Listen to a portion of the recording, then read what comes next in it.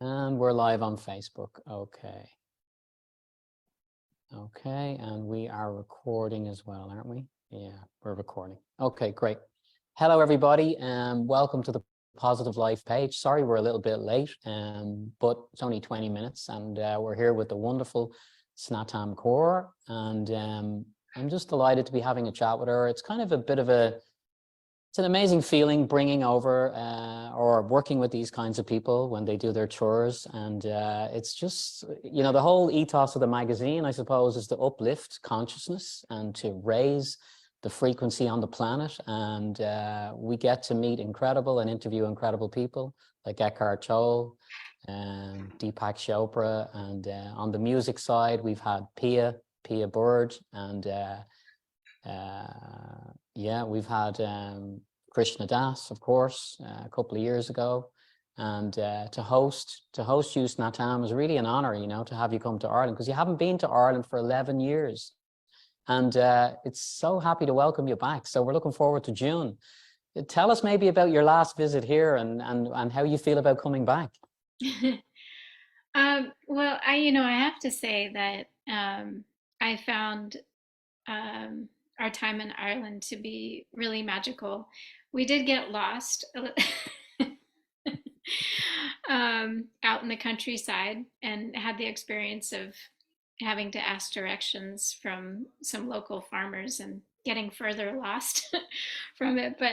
Um, but what I loved was just the friendliness of people, whether it was asking for directions or in the elevator or wherever, and I really miss that. And so I'm really excited to come back and experience that just friendly, loving kindness energy that I experienced way so long ago. And I can't believe it's been this long, and I'm so grateful to you, Phil, and everyone at Positive Life for making this possible. It's just wonderful. Thank you. Oh, you're so welcome. You're so welcome.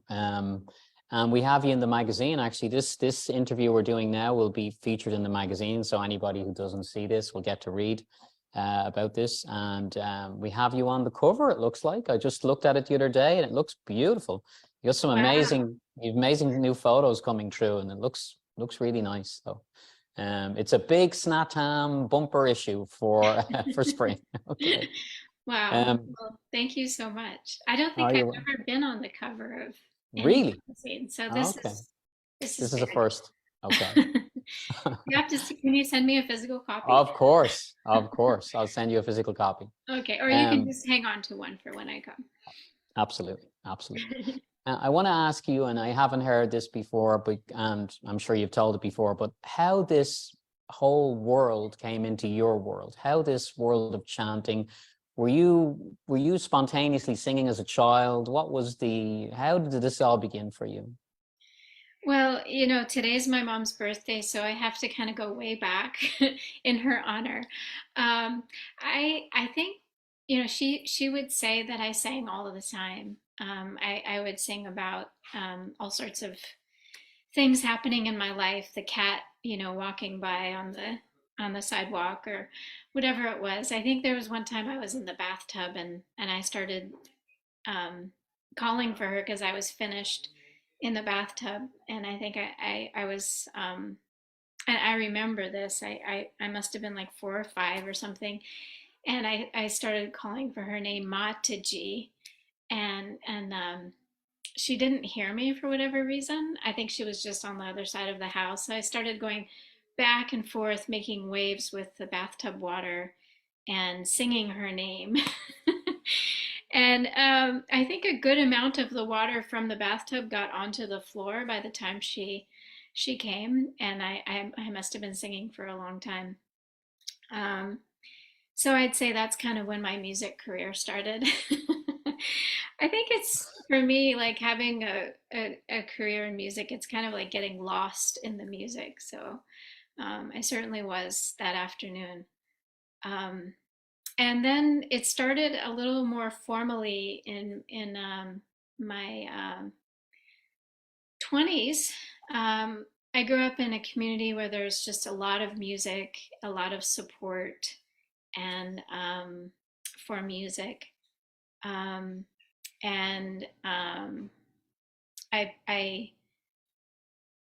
I was at a yoga festival and signed up for the 1 a.m. slot with two friends, two guitar player friends, and we had the 1 a.m. slot, and it was so beautiful.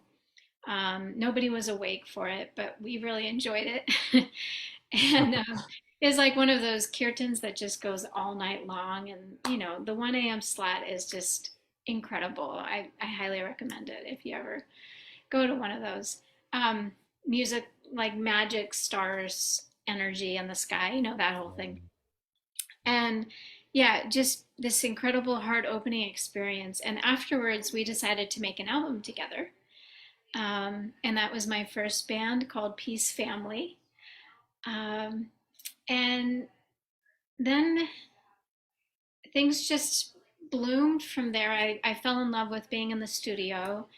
And then a member of the Peace Family band, Guru Ganesha, basically funded an album for me that I could go and make whatever I wanted, whatever music I wanted. And it was interesting because I thought at first, like, oh, I better make something that will be accepted by mainstream. And I had some songs in English and ideas like this. And none of the songs were really flowing. And so I got together with my producer and I said, you know, I'm not really feeling this. I'd rather just do the songs and the chants that I've grown up with. I grew up in the Sikh tradition, and I had been doing a number of chants every night leading up to that time when I had the opportunity to make an album. And I had been doing these songs every night, chants every night, because sorry if I'm going way too long into this, but it's part of my life story. I had gone through a pretty painful divorce, actually, and I kind of needed these songs to even just go to sleep, but they were very much a part of my healing process. So I said to the producer, I said, why don't we try some of these things, see if. And the moment we started with these chants, one was called Jina Prem Kiot in Hebrew Payo, one who finds love for the divine, or one who vibrates in the vibration of love. The divine comes to that one. And so for me at this time, it was a lot about finding self-love and connecting again with the divine within myself. And the moment we started doing these chants and bringing them forward into the studio, that's when all the magic started happening. And lo and behold, we had an album. And the record label that I was working with at the time said, you know, we're very generous and said, great, well, this will be like your side project album, and we'll get back to the main release album in a couple months when you can come back and write some songs in English and all of this. But that album became my debut album, I guess, that really launched my career. It's called Prem.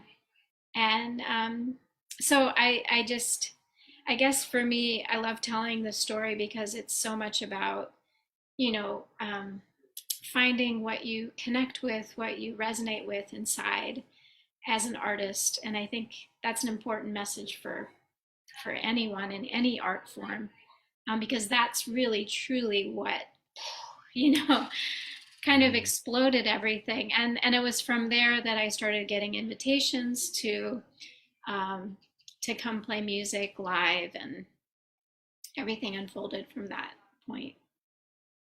Yeah. That's great to hear that, you know, it's because I've never heard that before. So it's great to hear it. Thank you for sharing that story. I suppose I'd like to ask you now about, we're going to get into the tour, obviously, and let people know what the inspiration is and what the theme is. And I love the name, I said as well, the light of sacred chant, the light of the sacred chant. But in terms of creativity, you touched on there at the end. I mean, it's all through your life now that's been flowing. It's been a big part of your life, I'm sure, that connection with the divine. And, you know, I'm fascinated by the power of chant to literally change the frequency around me, you know. And recently I read a book and the guy was talking about, there's actually a guy who had quite extra dimensional experiences, shall we say, out of body experiences. So he saw the impact of the chant in another dimension, in a higher reality, shall we say. He felt like he was in the astral plane. So he was able to witness the flow of the chant in the air. He could see it in the air because it was more tangible when we say this dimension, you know? So I just wanted to ask you about the frequency of these chants and what you felt throughout your career, you know, just doing that around people and lifting people, and I suppose from your own perspective, the power of chant in your own life, is it just blown you away? Yeah. Yeah, you know, I've often felt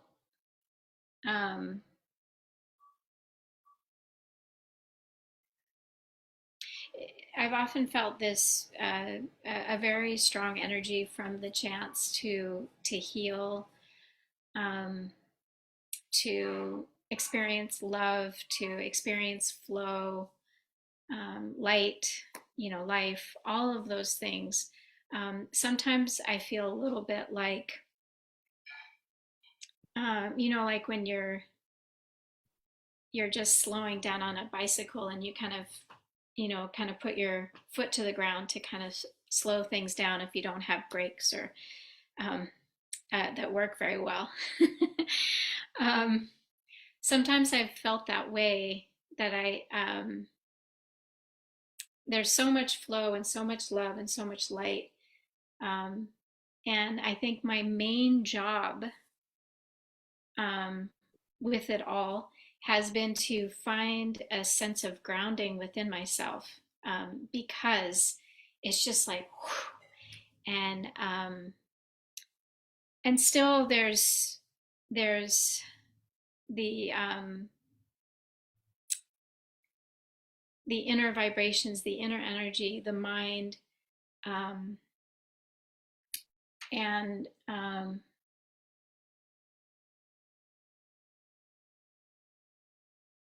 you can, I guess for lack of a better word,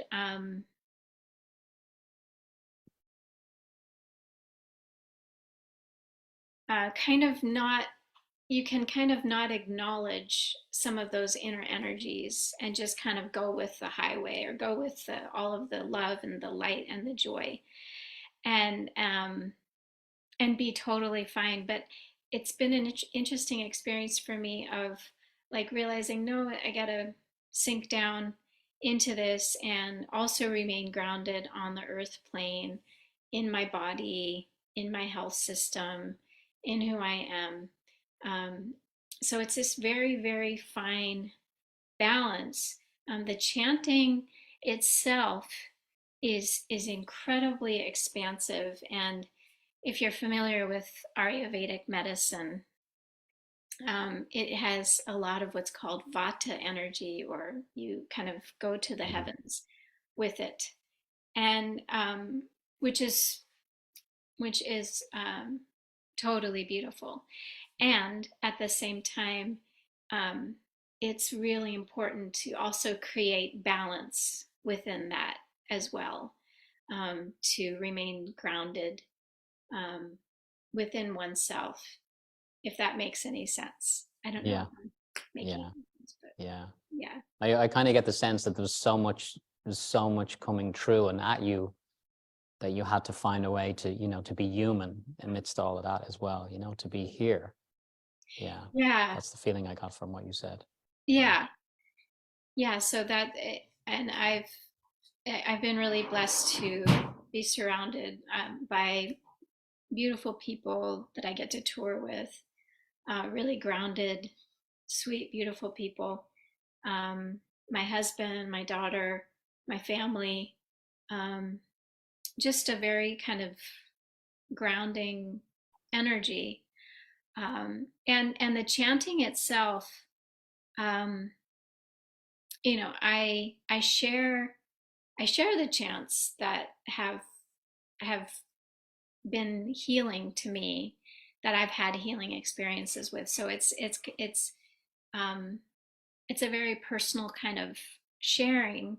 I'm on the stage and I'm in the studio, but I'm also, in the kitchen, chopping onions and driving to school to pick up my daughter, and then in a very honest and real way, working with energies of anxiety, of fear, of anger, all of these things.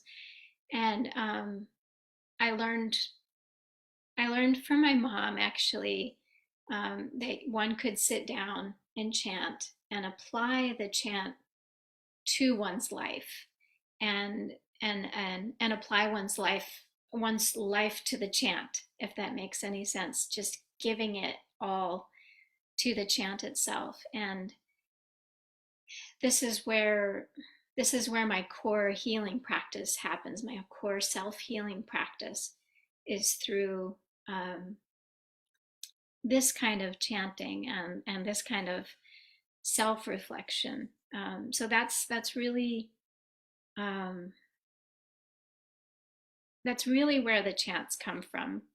And then, the fact that I get to be on stage and chant then with so many people as well, kind of just, I would say it's a little surreal, but then it's also just magnificent. It's like the most magnificent thing that I can think of, to hear people's voices, chanting, to experience this energy that I know to be true in my heart, and to see it manifesting within the experience of the band, and then within the experience of the audience, is just mind-blowing and incredible. Wow. And I shared briefly with you before we came on, and I will share it now. Just to tell people, I had my first experience was actually 2011, when I was at a yoga retreat, and it was juice and yoga. And this guy, the yoga teacher, he was a full-on character, and he put on one of your tracks, and it was called Ong Namo. And it was the coming home were the words that you were singing. And I was sitting there with my girlfriend at the time. And I'm not the type of man who would start crying spontaneously for no particular reason. I would be, kind of private about that or whatever. And I burst into tears in the middle of a group of people. And the guy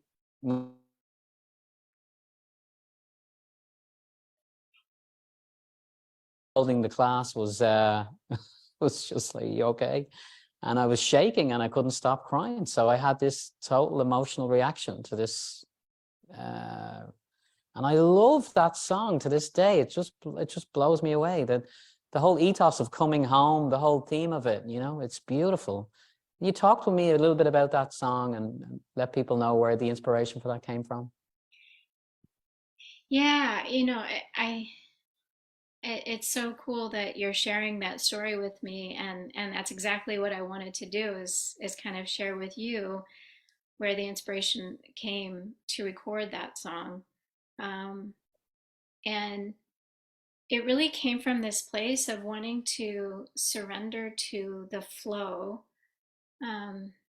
to and that flow is really the home base, that flow of the divine coming through my life and coming through me was requiring that I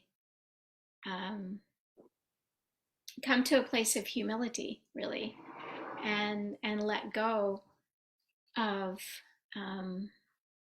thinking that that I had to be perfect, of thinking that what was happening in my life wasn't exactly perfect, that I needed to change myself or even what was happening in my life. But just to kind of look at it all as a flow, and even for just a moment to just bow to it and to be okay with it all, and see that that flow was happening to guide me, to teach me, to bring me into communion with my soul's light and energy and destiny. And so I was just putting it down on the line at that moment in my life. And I mean, I continue to do that process. This chant is a chant that I do to tune in before teaching. I'm a yoga teacher, and I share that. I share this chant with people to tune in. But it's more it's to help all of us to tune in to when I sing it in concerts in that context, it's to kind of call in the energy um, and that divine flow that everybody's experiencing so that we can then experience that together. But I think most importantly, when I chant it, it's to come back to that place of surrender within myself. And I find when I'm able to do that, coming back into a place of surrender, it's just like I can see again, like the mind and the resistance of the mind, and you know, the distractions of the mind, kind of, and then I can just be there in who I am, in my soul's light and energy, and it's so clear. I always know exactly what's to be done, or ahead of me, or and sometimes it's just sitting there in the silence of who I am, and nothing is to be done. Yeah, for me, it's the coming home to the heart home. So Yeah. I don't know if that resonated with your experience at all. I'd be curious to know. Yeah, it really does. It's particularly now as well. It's like I'm finding now when you get into these real busy periods in your life, when you go into this space, when you're in that busy mode, you're not really clear on what you need to do next. And then when you go and you restore yourself and you go and I've been reading a lot about the vagus nerve, funny enough, and how to reset it. And it's just simply relaxation. But I remember interviewing somebody who was really evolved type of person. And he told me that relaxation was one of the highest states that you can be in on the planet, because when you relax the human body to that extent, you have access to so much more divinity. And to hear it described so simply, that relaxation, because a lot of people don't really necessarily value relaxation. They might look upon it as something that's, you're not doing much. Relaxation, and that's the way, when I heard you talk there, it was like you go to that well, you nourish yourself, you restore yourself, and then everything just becomes clear again, and then you can take action.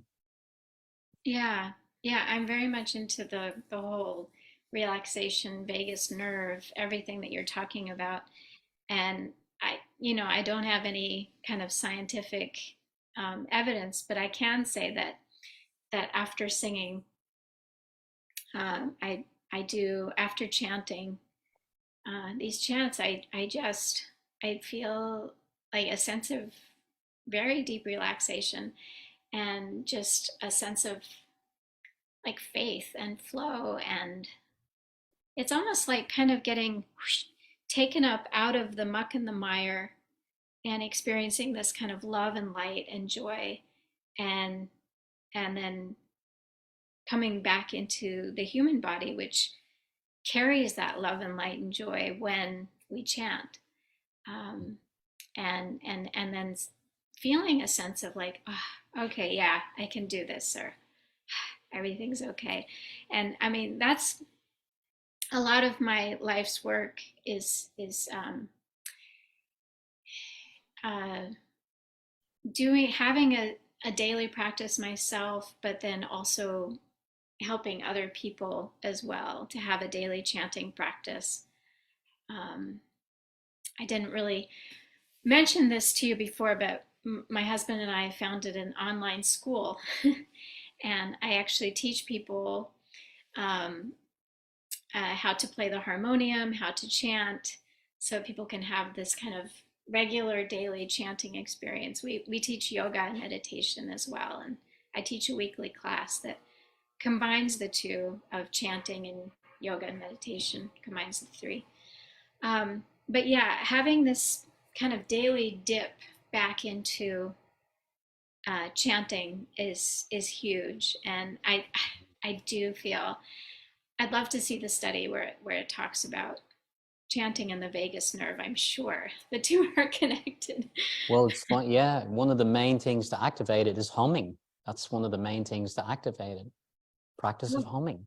So, Cool. which I imagine chanting would achieve exactly the same thing. Yeah. Yeah, yeah, I would imagine. Yeah, Om Namo. Yeah. Mm. So I wanted to ask you about working with Diva Pramal and the whole gang on the track for the Ganga, the River Ganga. What was that experience like, and when did that happen? Is that recent? Well, we did the whole project. We recorded it and everything in 2011, and it took a while for it to come to fruition where we could release it. So, and I'm so glad that we did. Uh, and it you know, for anyone out there that might be sitting on a project and wondering, I wonder if it's too late. It's not too late, because we just released it, released the track in 2021. 100% of the proceeds go to an organization called the Global Interfaith Wash Alliance. And people can go to my website to find out more about what they're doing. But the song is River Ganga, Holy Ganga, Mother Ganga, Jai Jai Ma. This is the repeating chorus. And we were blessed to have Krishna Das join us, Deva Pramal, CC White, Todd Boston, and others just completely, you know, dive into the studio, donate their time.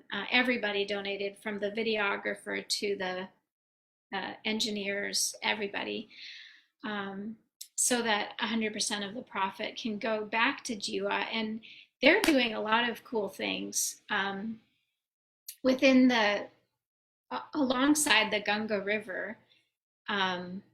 There's all sorts of things that need to happen to make the Ganga River more healthy. So they're reforesting, they're helping people install toilets in their houses, in their towns, and doing a lot of education in terms of how to care for the river.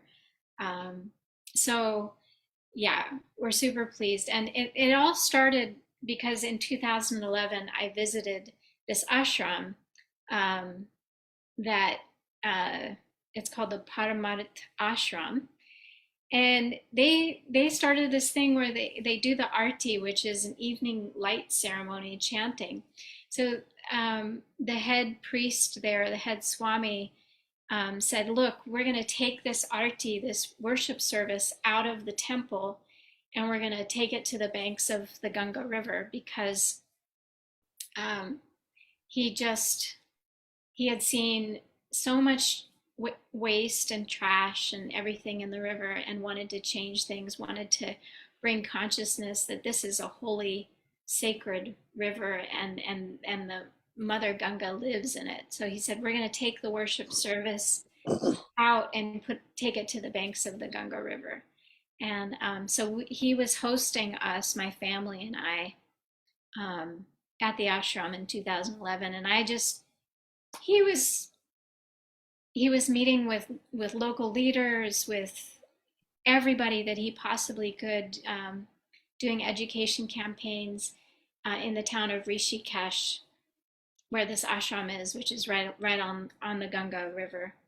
And I was just so inspired, and I said to him right then and there, I said, "What can we do to help you?" And he said, make a Ganga River cleanup theme song."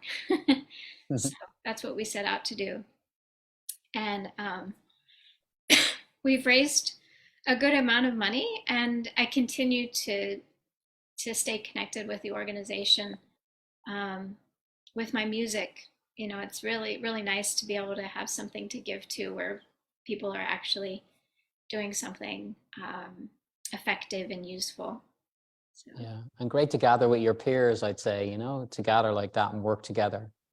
Yeah, you know, you mentioned like, what was it like? You asked me what was it like working with such luminaries, and it really was incredibly humbling.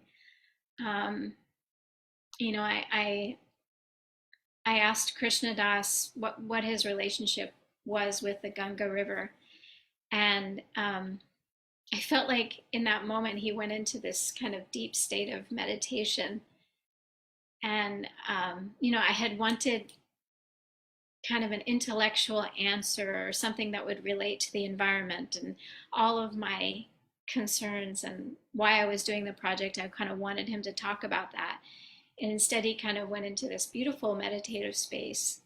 And then I got, you know, what is the Ganga? Well, she is this meditative space. She is this beautiful space of spiritual energy.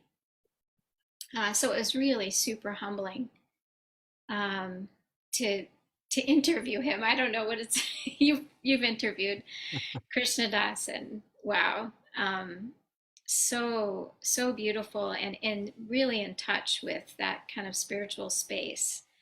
And then, you know, with Deva Premal, just beauty. I mean, every note that she sang, every post that she made for social media, everything that she did for this project and that she does with her work and her life is just beautiful.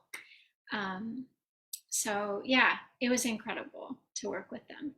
Yeah, it's funny. I didn't actually interview Krishna Das. I just hosted him here at a concert and a workshop. But you know, I used to hang, you know, we'd have chats and stuff. But he told a great story about Ram Dass and him. I think they did some psychedelics, and they woke up one morning and they were going to go to a festival, and they said, no, let's just stay here and have fun, you know, we won't go to the festival. And the festival was Woodstock. They didn't go because they were experimenting off with other dimensions. It's such a funny story. Woodstock, I mean, who doesn't go to Woodstock? You know, it's the most famous festival going. And Deva, I met Deva Premal at her concert that time, and I love her husband Mitten as well. He's a beautiful man, beautiful man. Yeah, and their experiences being in the ashram are fascinating, in Osho's ashram. Amazing. But yeah, that's beautiful. Yeah, I love Miten, and their music is beautiful and gorgeous. And yeah, it was David Premal and Miten actually invited me on stage when my career was just starting, and they've always been kind of like big sister, big brother to me, just kind of like, here you go, and come on up and join the chanters or whatever it is, you know. That's my relationship with them. So I always feel so grateful to them. That's great. I want to ask you, Snatam, the tour that we're talking about today is you're coming to, you're going all around Europe and coming to Ireland after 11 years, which is amazing. And people are really excited about it, and tickets are selling very well. And I'll put a link below, anybody who hasn't got a ticket yet. June the 8th is the concert, and June the 10th, I'm delighted. Because I remember thinking, will I just do the concert? Is that enough? And I thought, no, do the workshop as well. I just said, let's go for the whole thing. So we have you for the concert on Thursday night, and then we have the workshop on Saturday. And I just wanted to ask you, the name of the tour is Light of the Sacred Chant, which you mentioned earlier. But the workshop is very interesting, because you sent us some information recently about a chant an ancient chant. And it's being an instrument of the divine is the kind of, I think, the theme of the workshop. You talk to us a little bit about the workshop and that chant that came through recently, and what people can expect, I suppose, from this.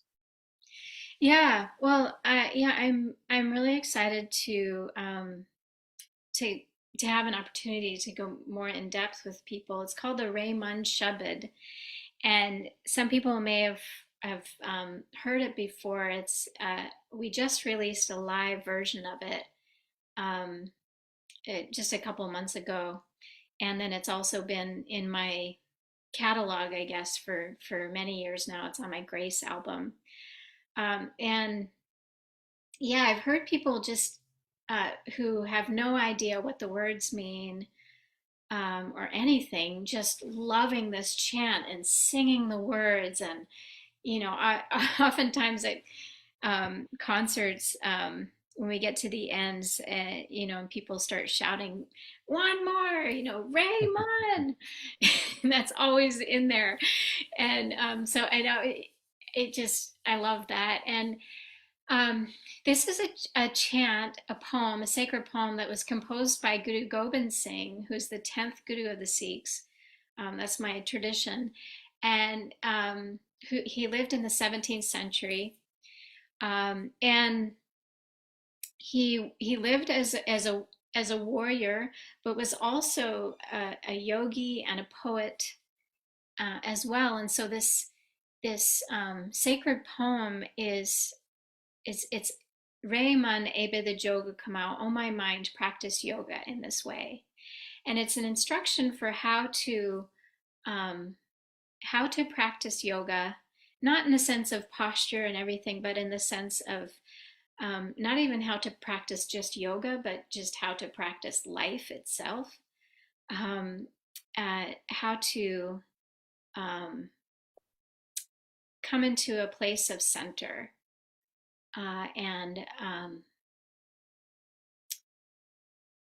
to come into that place of center, and then to be able to stabilize that place of center, so that then one can access that energy. And that's really, to me, the moment when becoming a channel of the divine happens, is when you can stabilize that center point. And so this is a sacred poem that, through the recitation of the words, I have found on a personal level, has helped me to stabilize that center, and to more fully be able to access what is in that center. Because we can chase, we can go after things, we can have goals, we can have all of this outer movement, but this is really about having the center and moving into the center, and then stabilizing that energy. So I'm going to be helping people to learn the words.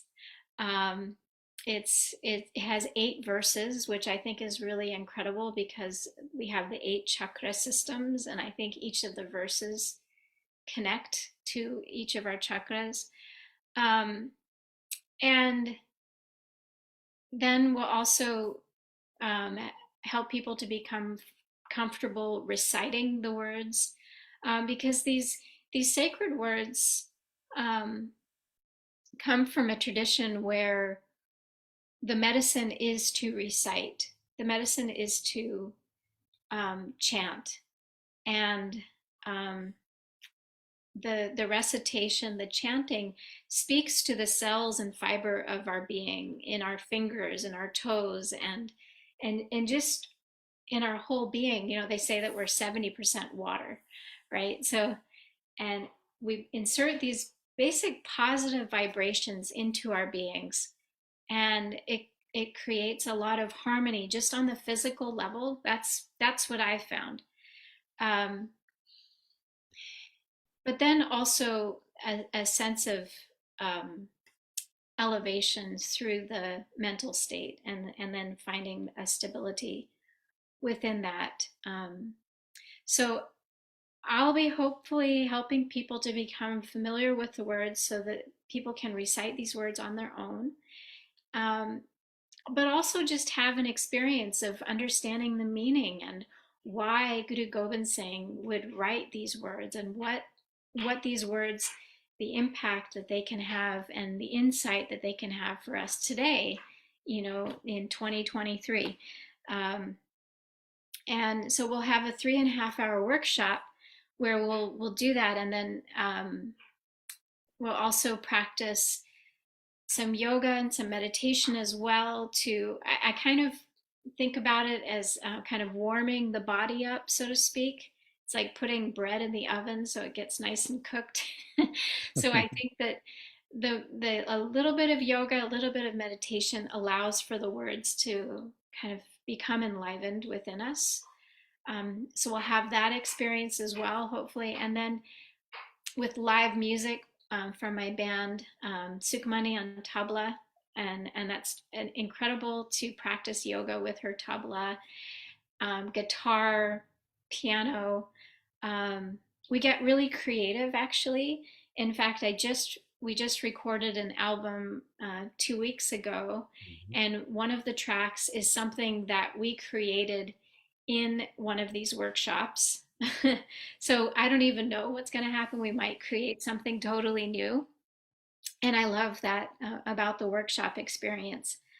Um, and then after the workshop is finished, and I'll be coming home, and this is the part that I haven't told you about yet, Paul. So I'm excited to tell you that on June 21st, I'll be starting an online 40-day practice of the Ray Man Shabad for everybody who's attended the workshop in Dublin, but we're also going to be in 3 cities in Germany, and also in Alicante, Spain. So I just wanted to have that opportunity for people to then immerse themselves for 40 days, because that's where I find like a huge kind of transformation can happen, is when you kind of bring these techniques into your daily life and then start watching the wheel of the human psyche and life kind of turn.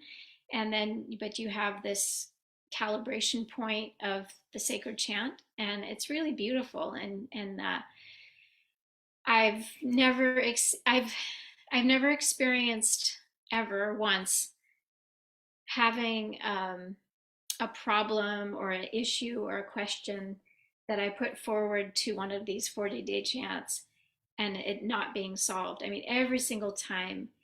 And I just, write down, what is it that I'm questioning in my life? What is it I want to do? In this case, how do I want to become a channel of the divine? Because that's the focus of the chant. What am I to do with my life? Whatever. I'll be encouraging people to write that down.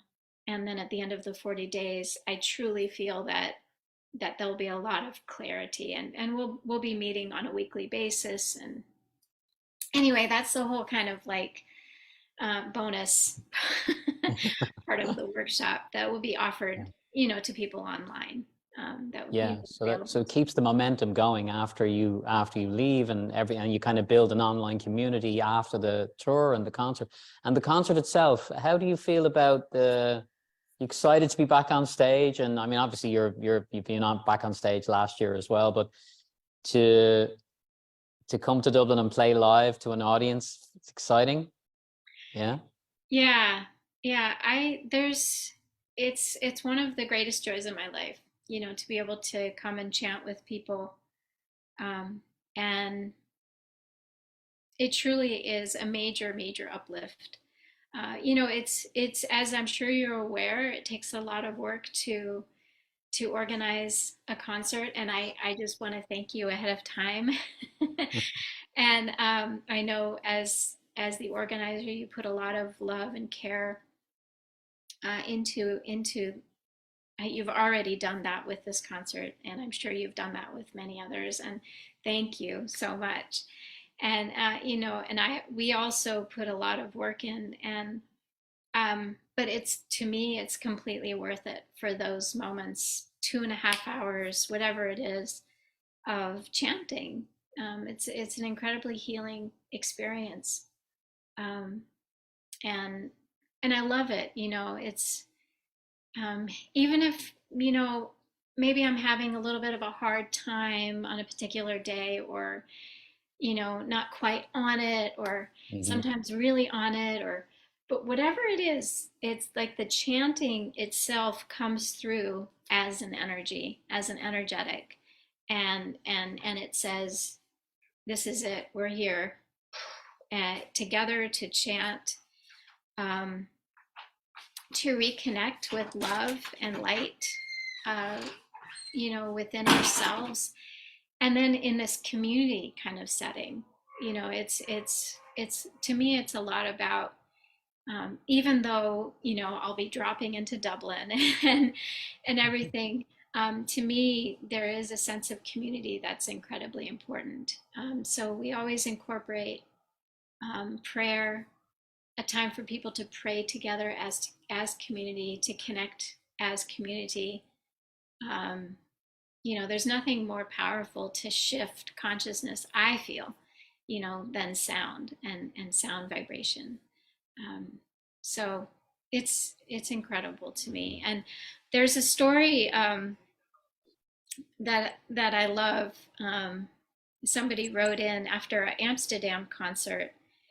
Everybody was The location of the concert was such that, like, an entire busload from Amsterdam came to the location, to the concert, and then they experienced the concert, and then they got back on the bus, and the whole bus was basically filled with concert goers. And somebody started chanting one of the chants that we had sung that night, and then one by one, and then suddenly the whole bus was just chanting. And to me, that's like the end goal. Like, okay, I can die now. That's kind of the my greatest hope, is that people will feel connected to these chants. Have an experience that I travel with amazing, incredible musicians, and we have a great time, and it's fun and funny and silly, and people might kind of uh, be a little surprised. I do like to have a lot of fun. I like to make fun of myself, and um, you know, but the end goal is really, um, that connection. That even if it's just like a single second, a moment when somebody feels an energy shift within them, and they connect and they go, "Oh, that's related to mantra. That's mantra that can shift my energy." That's the main goal, is that people can feel like they have a tool, they have something, because every one of us can chant. And even somebody who says, I don't have a voice, I mean, if you, and maybe one can't even speak, but to me, like, the chants vibrate within our core center, our core being. And so if somebody just has an experience and then they get inspired, oh, I can chant, I can do that. I can shift my energy through chanting. Um, that's to me, job done. That's a good way to finish that story. Job done. That's a very Irish thing to say. Job Drop, done. drop the mic. That's Mic drop. Yeah, I like it. I like it. So I actually, when you were talking there, I just felt the call to ask you, actually. Life is made up of moments, and chanting can really enhance a moment, and nature can, and people can, and so many things can enhance a moment. And you've had quite a long career. I'd like to ask you, not for the best moment, but for a moment that you just want to go there now and tell me about, something that, whatever pops in, you had this moment, whether it was on stage or whether it was on tour, and you just went, wow, that's really special. Can Yeah. you think of one? Yeah. Yeah. If you look at, like who's listening to my music and such like that, it's mostly women. And uh over the years, that's kind of been the case. So there was this one concert where I saw this woman, and it looked like she'd brought her husband or boyfriend or something, I don't know, like a little bit like she had dragged him to the Yeah, event, poor I was guy. just gonna say, yeah. And I kind of recognized it because I'd seen it in other concerts where it's just like the guy is just like, what am I doing here? And and she's like, we're in the front row, and I'm just so excited, you know. And so this guy's sitting there, and he's got his arms crossed, he's just like, oh God, and he's looking at his watch, and you can just tell like he just can't wait to get out of there. And so I funny thing is I started to try and like see, well, like if I could connect with him, like maybe I could say like a joke or something, or and nothing was working. It just kind of like dug in deeper and deeper. And about halfway through the concert, I realized like, wow, I'm just like centering myself on the lowest common denominator. Do you know Yeah, like that term in yeah, math? yeah, yeah. And um, my experience is centering around this one person, and there's like 300 other people here. Like, what am I doing? And so I just kind of let go of it, and I felt the divine in my heart, and felt the divine in everybody, and I started to kind of just feel that in the entire group. And it was a really good lesson for me at that time as a musician and just artist, and who am I playing for and who am I playing to, and but I just really like connected, and I just really let go, and I kind of closed my eyes, and I in between songs I kind of looked elsewhere, and I was like, you know what, I can't change this guy, and whatever happened, that he might leave, and that's fine.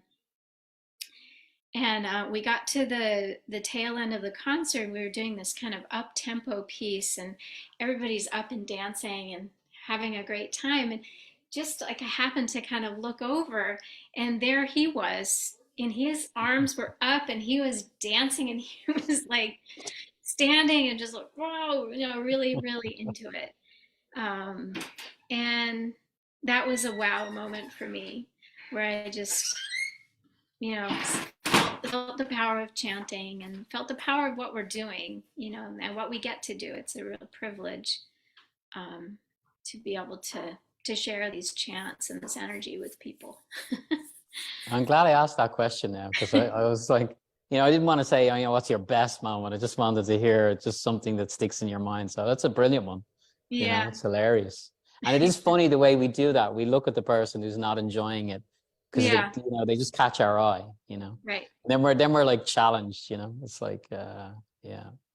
That's a good one. So, yeah, before we finish, we're coming now to the end, and just to say to people, share this around if anybody wants to, anybody who's interested in seeing the concert or stuff, share the video around to your friends. And thanks for tuning in tonight. And we'll put it on Instagram and everywhere else, and maybe Snatam might share it as well. And just to say, how do you feel right now about the planet that we live on, about consciousness?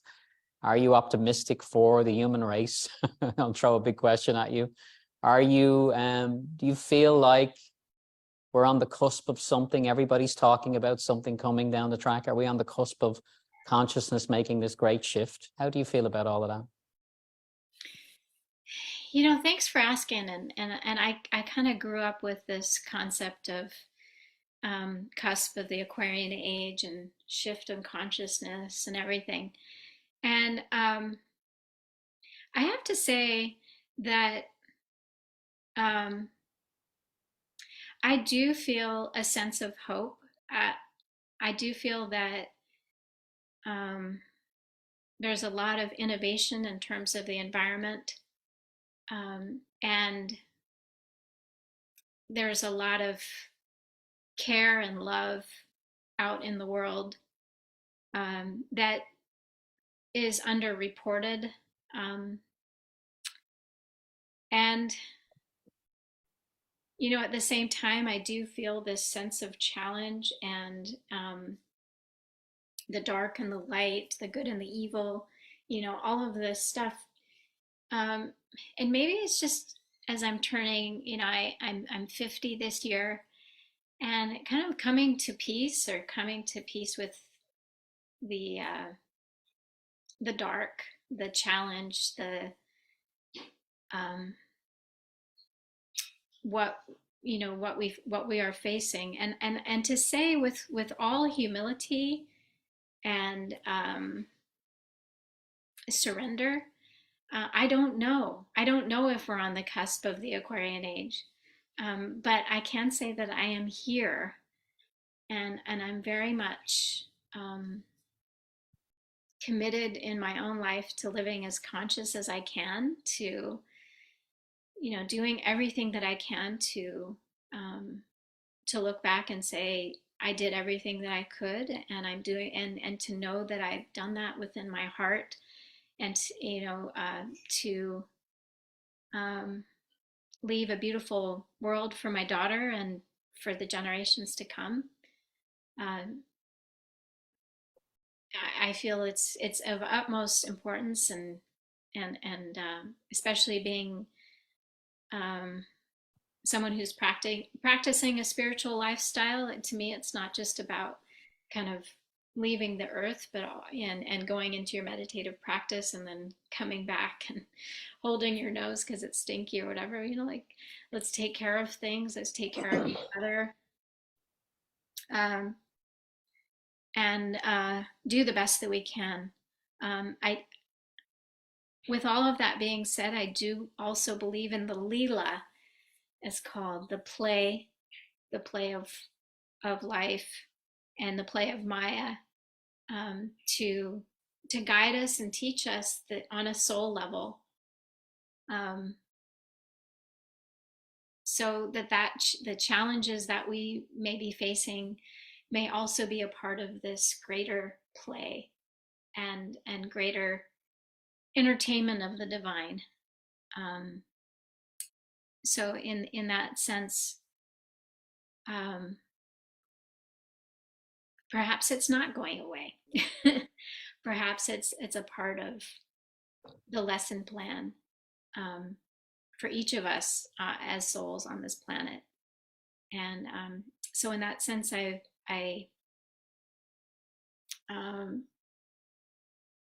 have come to a place of surrender with it, as well as awareness with it, that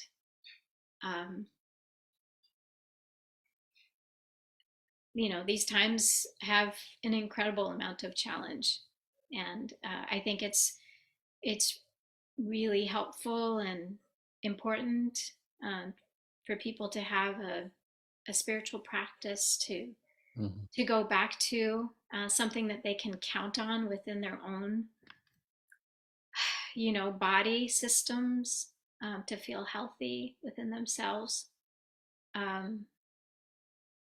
because so much of what's happening is drawing us out of ourselves and who we are and our center, and so that's my work that I'm dedicated to,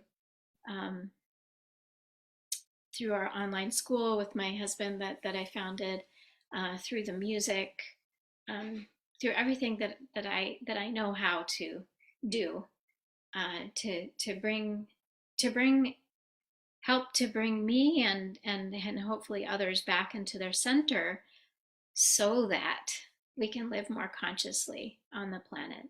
And I do feel that the two are connected.